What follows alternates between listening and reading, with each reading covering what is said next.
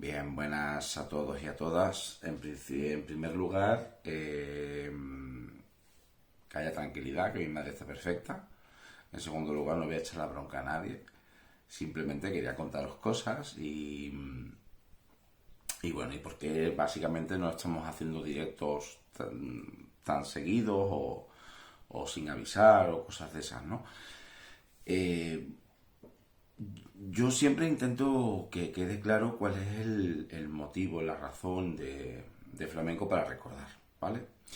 Flamenco para recordar, como ya he dicho varias veces, no solamente, que también, pero no solamente es divertimento, sino que básicamente la principal intención de Flamenco para recordar es la concienciación, la presentación de la enfermedad sin filtros, o al menos mostrando lo que se puede mostrar de la enfermedad sin que nadie salga ofendido y principalmente mostrar verdad.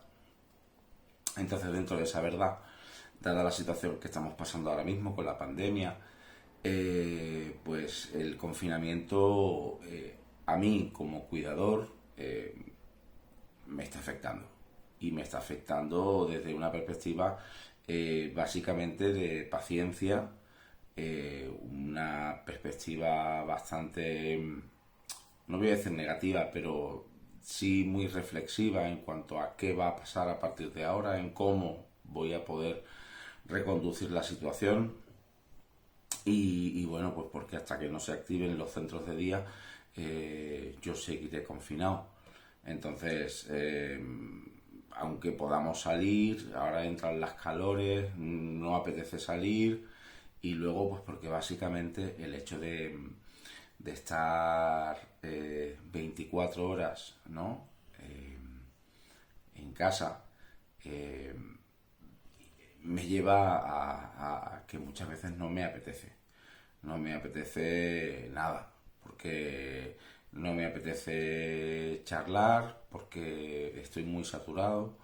Eh, Me puedo haber enfadado por mil razones y todas ellas con la misma respuesta, que es la situación es así y la enfermedad es así y a mí me lleva a unos derroteros que a veces me es complicado controlar, ¿no? Entonces, bueno, pues yo marco distancia, marco mi espacio porque lo necesito y esa es básicamente la razón, no hay otra. Está bien, es cierto que el confinamiento le está afectando eh, en un, no voy a decir retroceso, sino en un avance de la enfermedad con una multiplicación de las repeticiones, de las reiteraciones, de la ubicación físico-temporal, de la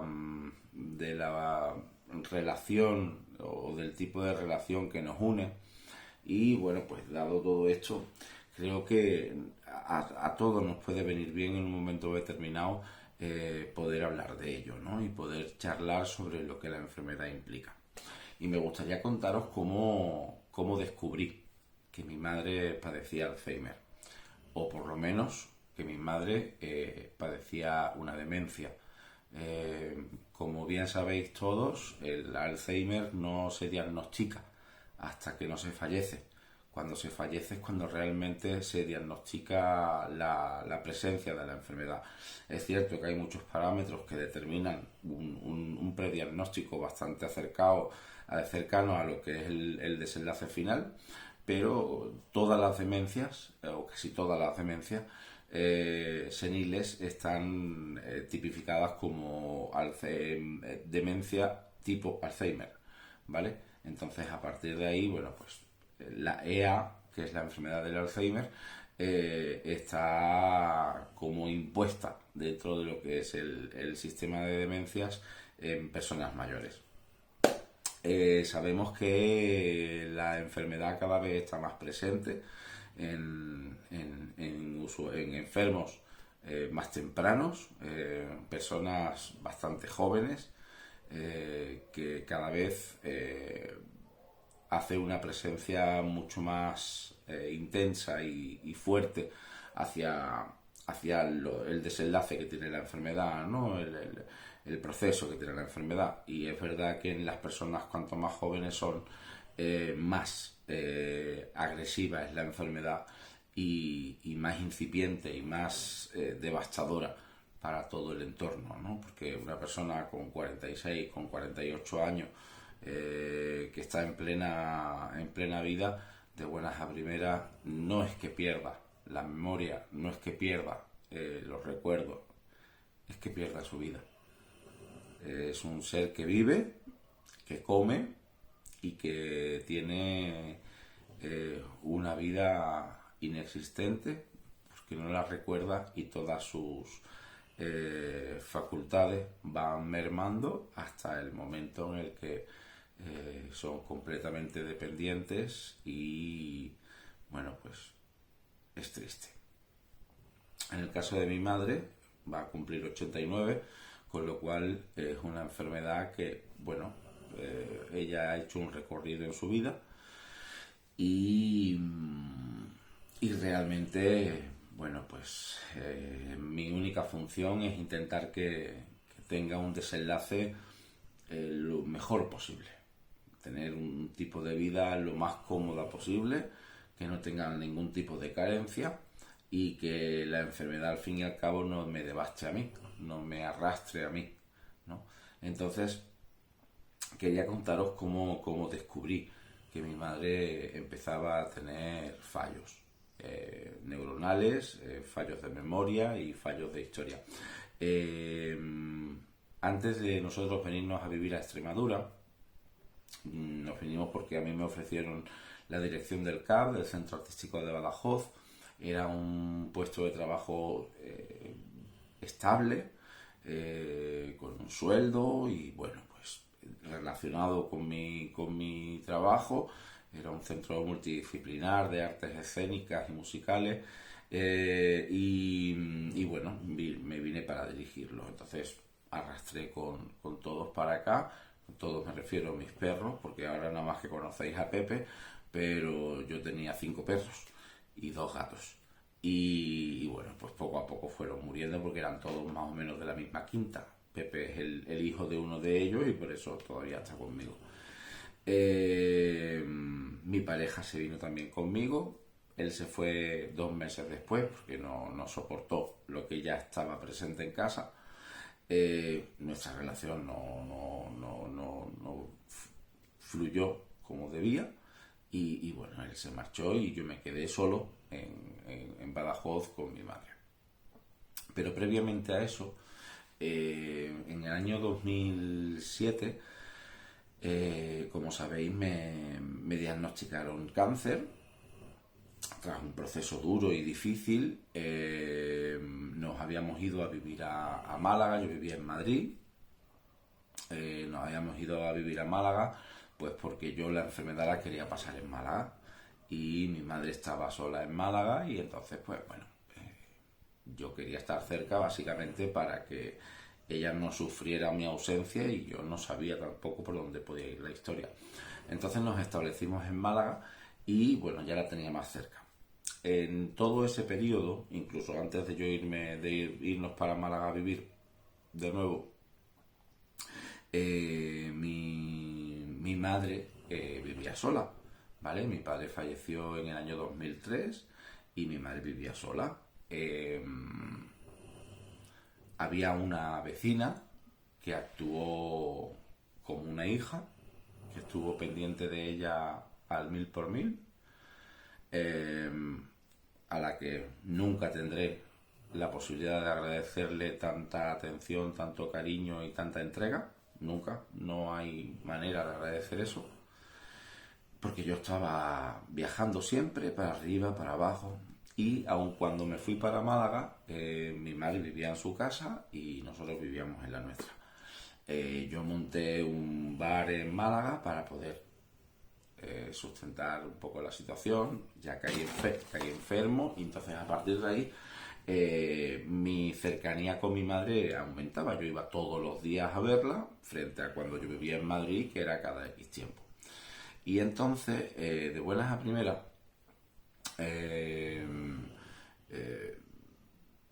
me contaban vecinos, ¿no? Que a lo mejor que mi madre había bajado a bajar a los perros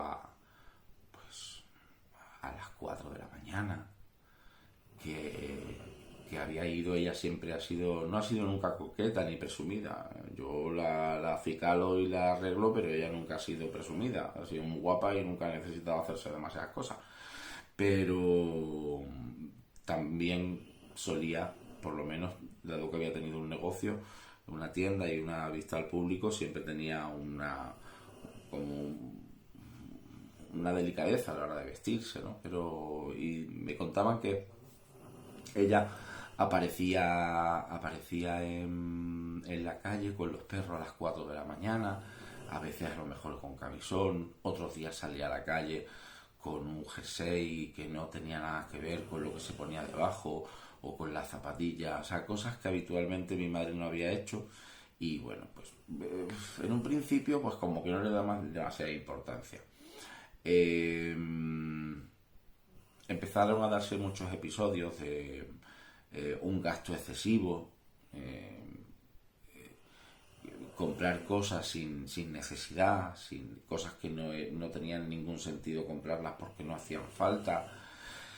Bueno, detalles, pérdida de llaves, pérdidas de monedero, pérdidas de, bueno, mil situaciones y mil cosas que de buenas a primeras no tenían sentido. Y bueno, pues yo decidí acercarme a hablar con su médico de cabecera y le pregunté, ¿no? Que bueno, que tenía ella ya 80, que bueno, que cuál era el panorama, ¿no? Que veía este tipo de detalles con mi madre y que si esto podría implicar algún tipo de historia, ¿no? O habría que controlarla. La respuesta de su médico de cabecera fue que, bueno, pues tiene 80 años, ¿qué esperas? Evidentemente, pues se le perderán las llaves, se le olvidarán, no se te olvidan a ti, pues a ella pues más por tal. Bueno, es verdad que yo en mi cabeza muchas veces la tengo en lima, pero sí también es verdad que tengo muchísimas más preocupaciones, muchísimas más historias, y entonces pues bueno, podemos tener ciertos despistes a lo largo de nuestro día, de nuestra semana o de nuestro mes, pero en mi madre se repetía mucho. Finalmente, como os comenté, nos fuimos para Badajoz a vivir, y en ese tránsito que yo hice la mudanza solo, Badajoz, Málaga, Badajoz, Badajoz, Málaga, fueron como 5 o 6 viajes cargando cosas, llevando, y fue brutal. En ese primer viaje, una vez que llegamos, ella todavía se valía por sí sola. Ella se valía por sí sola. Y el problema estaba en que yo le dejaba la comida preparada, simplemente para que la calentara en el microondas. Yo le dejaba las pastillas puestas. Y entonces empecé a darme cuenta de que las pastillas me aparecían debajo del sofá, que el microondas no había terminado, que de buenas a primeras aparecía ropa mía debajo del colchón, o en su cama, o que el cepillo suyo a lo mejor aparecía, pues no sé, una vez me encontré el cepillo en la nevera y yo decía, claro, dentro de que uno intenta negarse a la evidencia, eso conllevaba discusiones y conllevaba gritos y conllevaba pues situaciones muy tensas que evidentemente pues mi pareja no soportó, y bueno, pues al margen de que nuestra relación ya estuviera quebrada, fue un poco el detonante, ¿no? de que se marchara, y bueno, ya me quedé solo con ella. Yo seguía haciendo cosas, ya estábamos hablando del año 2013, ya estábamos aquí, yo me iba de vez en cuando, a lo mejor dejaba a alguien, contrataba a alguien para que no se quedara sola, pero ella, por ejemplo, ya no quería salir, y en una ocasión, de las muchas, la primera vez que me di cuenta que esto estaba ya en casa, fue cuando llegué una tarde y ella había ido al baño.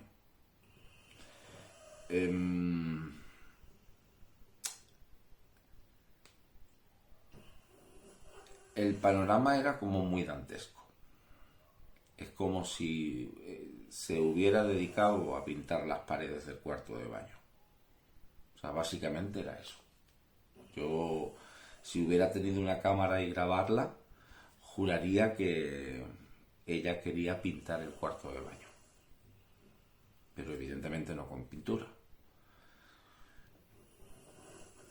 Cuando yo le mostré a ella eso, ella me juró, me perjuró, lloró, vamos, que ella no había sido, que ella no había hecho eso. Claro, a mí se me juntaban varias cosas. No es que yo no la creyera en cuanto a que ella dijera que no había sido ella, pero yo sabía que sí. Pero yo entendía que ella no era consciente que había sido ella. ¿Qué pasaba? Que como siempre he dicho, o como siempre intento hacer entender o dar a entender, cada enfermo, cada paciente, cada usuario, cada familiar tiene unos antecedentes en su vida. Unos antecedentes que han marcado su historia, lo que significa, quién es y qué es lo que ha sido de su vida, pues gracias a su trayectoria, a sus acciones, a su forma de ser, a mil historias, ¿no? Mi madre siempre ha tenido un defecto, ¿no?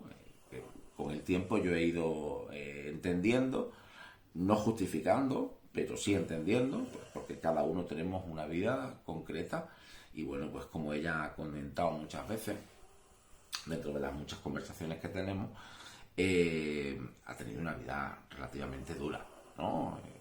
Muy dura. Hay gente que la ha tenido más dura, pero ella ha tenido una vida dura y ha sido una superviviente de todo lo que sucedía, ¿vale?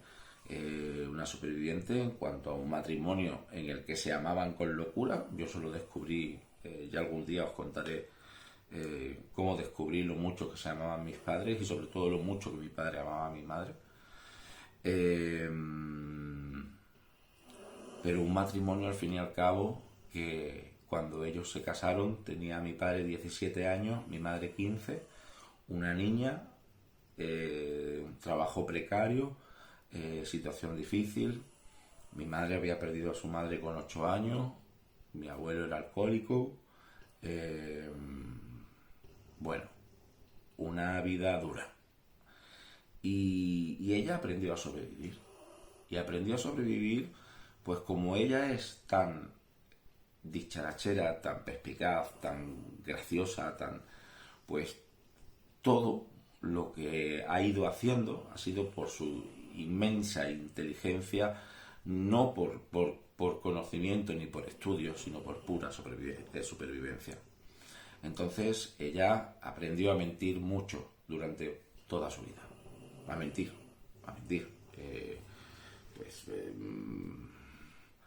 A su padre ocultándole su embarazo hasta el 8º mes, a mi padre porque le quitaba los cigarrillos, más silencios que ha ido o desviando verdades para ocultar determinadas cosas que sucedían, voy a decir, con nosotros, ¿vale? Con sus hijos. Y entonces pues ella, la mentira, no desde la perspectiva dañina, sino desde la perspectiva protección, se protegía a ella e intentaba proteger a quien fuera, estaba muy presente, ¿vale? Entonces, en esos antecedentes, en esa convivencia, en ese conocer a mi madre como yo la conozco y lo que ha sido nuestra relación desde que yo nací, una relación muy especial, muy apegada. Ella me tuvo con 42 años y fue una relación muy especial. Y, y entonces, pues claro, yo la conocía y yo sabía perfectamente cuando decía cosas que no eran del todo ciertas, o por lo menos eran muy adornadas en cuanto a su realidad. Entonces, claro, en esos momentos uno confunde, ¿no? Y al mismo tiempo que no acepta que la enfermedad está entrando en casa, que tu madre empieza a tener demencia y que ella no es consciente, si eso lo juntas con tu experiencia, con tu conocimiento y con lo que es nuestra historia, pues se confundían muchas sensaciones, ¿no? Entonces cuando yo me encontré aquel panorama en el cuarto de baño, bueno, en el cuarto de baño, en las paredes, en muchos sitios, en el pasillo, bueno, en muchos sitios.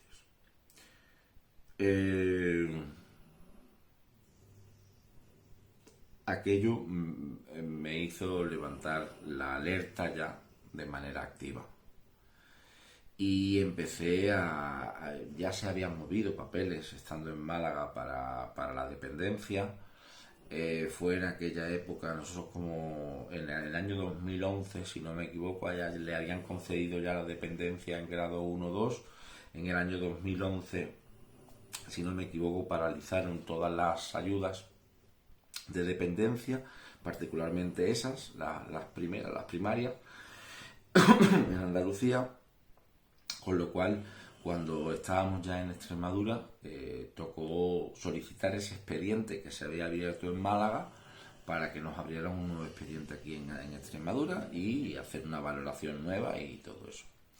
Así que el hecho estaba en que ese proceso fue lento, tardó muchísimo. El expediente de Málaga tenía que pasar por Sevilla y de Sevilla pasar a Mérida y bueno, fueron el expediente de Málaga a Sevilla fueron 6 meses, otros 6 meses que estuvo en Sevilla hasta que salió para Mérida.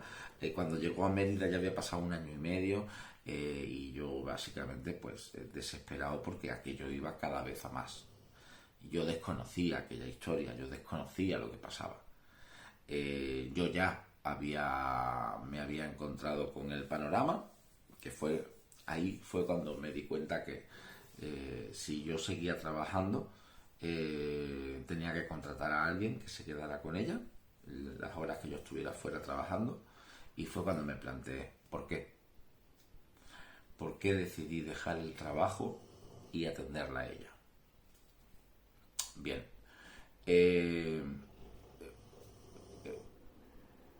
está muy lejos de lo que me decís muchas veces, de que como ella lo hizo conmigo, yo no tenía que hacerlo con ella. Está muy lejos en cuanto a mi realidad respecto a la decisión, pero al mismo tiempo muy cerca de eso, ¿no?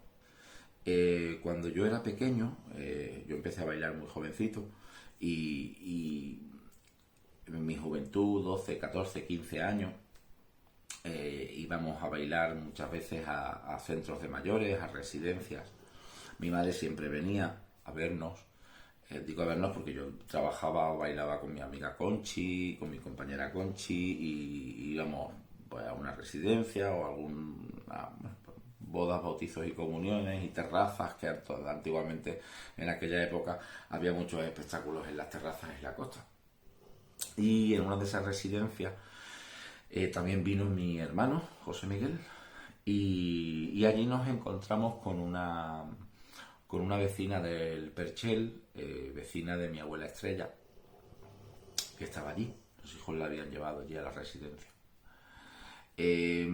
La imagen que tenían, cómo eran las residencias hace 30 años a cómo son ahora, hay cambios brutales. Eso ya lo hablaremos en otro momento. Pero ella no quería y nos hizo jurarle por su salud, por tu salud yo te juro que eres para mí lo primero, nos hizo jurarle que nunca la meteríamos en una residencia. eh, esa deuda moral fue la que a mí me hizo dar el paso. Yo le había prometido que nunca lo haría. Hoy pienso distinto, es decir, según se diera el panorama, según la cosa fluyera o fuera avanzando, ya vería yo por dónde llevaría yo la situación. Pero en ese momento decidí que no, que yo me quedaba a su cuidado y bueno, pues ya veríamos por dónde salíamos. Evidentemente eso conllevó una situación dura, muy difícil, muy difícil. Económicamente, laboralmente, evidentemente yo no podía ya viajar ni trabajar como antes. Emocionalmente, porque si empezando la situación, insisto, que no es porque eso pasara, pero fue el detonante de determinadas situaciones que hicieron que mi pareja se marchara, pues cualquier nueva cualquier intento de pareja nuevo, pues era un fracaso. ¿Por qué? Pues porque el primer día Carmen es muy graciosa. El primer día Carmen es un encanto. Pero el segundo, el tercero y ya el cuarto, si aguantas el cuarto, que no te deje de dormir porque está dando gritos o que la situación entre nosotros fuera más tensa, pues evidentemente no era agradable para nadie, y mucho menos para quien viniera de fuera, ¿no? Para ver ese tipo de situaciones, pues no son agradables. Con lo cual me encerré en un mundo en el que yo no tenía vida y en el que evidentemente tenía que salir adelante como fuera. Ese tipo de situaciones fueron realmente difíciles, en las que tuve que tomar decisiones muy duras en mi vida, en las que me anulé por completo como ser humano y como pensante, y lo único que yo tenía que hacer era salir adelante como fuera y pelear como fuera. Nosotros nos habíamos ido a vivir a Balboa, que es una pedanía perteneciente a Badajoz, justo al lado del aeropuerto. Y bueno, pues cuando empezó un poco eh, a, a equilibrarse la situación y a tener cierta estabilidad, entre comillas, ¿vale? Aún no había llegado la ley de dependencia, no habían llegado las ayudas, pero bueno, pues decidí que en lugar de estar en un pueblo, si me quedaba sin coche, estábamos vendidos y decidimos trasladarnos a Badajoz, ¿no? Y entonces alquilé una casa en el barrio de San Roque y allí nos instalamos durante un año. En ese año que estuvimos en San Roque era un primero sin ascensor. Nuestra economía eran 636 euros de su pensión. Yo no tenía derecho a la renta mínima porque según los parámetros establecidos con esa pensión sobrevivíamos los dos. Se pagaban 350 de alquiler, más luz, más agua, más comer. Así que la situación fue muy difícil. Si en los momentos duros de la vida es cuando más te puedes dar cuenta de que no tienes a nadie o te aparece gente que no sabrías que estaban, yo tuve esa suerte. Y me encontré con gente maravillosa, que no conocía de nada, gente que conocía y que no pensaba que fuera a estar y estuvo, y gente a la que le correspondía estar y jamás estuvo. Esto lo voy a ir contando de vez en cuando para iros poniendo en situación de por qué nuestra historia es la que es, por qué Flamenco para Recordar llega a ser lo que es, mucho más de un divertimento, mucho más de una gracia de Carmen y que va